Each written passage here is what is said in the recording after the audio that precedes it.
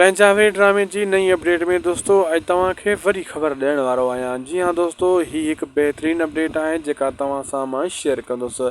हिन वीडियो खे आख़िर ताईं ॾिसंदा ऐं थी सघे त उदासी टीवी यूट्यूब चैनल खे ज़रूरु सब्सक्राइब लाइक शेयर करे छॾींदा। ही अव्हांजो ई चैनल आहे। हलूं था जी अपडेट जी तरफ़। ज़बरदस्त अपडेट जेका आई आहे उहा तव्हांखे मां ॿुधाईंदो हलां। दरअसल दोस्तों, मूंसां जो जेको इंतज़ारु दोस्तनि खे आहे उन्हनि खे अञा कुझु वक़्तु इंतज़ारु करिणो पवंदो, छो त मूंसां जेको हिन ड्रामे में अचिणो आहे उनजो अञा ताईं 50% ते चांस वञी बीठो आहे वापसि। उन्ही खे अचण में थी सघे थो ॿिए या स्पेल में या टे स्पेल में उन जा इम्कान घणा आहिनि।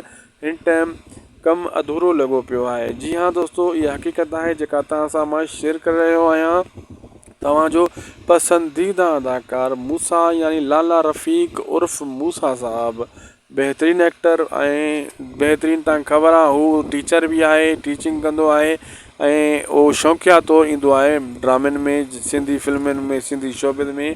असल में दोस्तों हू पंहिंजो वक़्तु विञाए रहियो आहे। हक़ीक़त पुछो अगरि सही नमूने सां पंहिंजो शौक़ु अगरि पूरो करे थो लाला रफ़ीक ज़हूर साहब, अगरि सुठे नमूने सां यको ई ड्रामा भरंदो अचे, मिसिंग न करे, त हीअ आज़म मिंगल, असद कुरैशी वॾे वॾे अदाकारनि खे बि कटे वेंदो।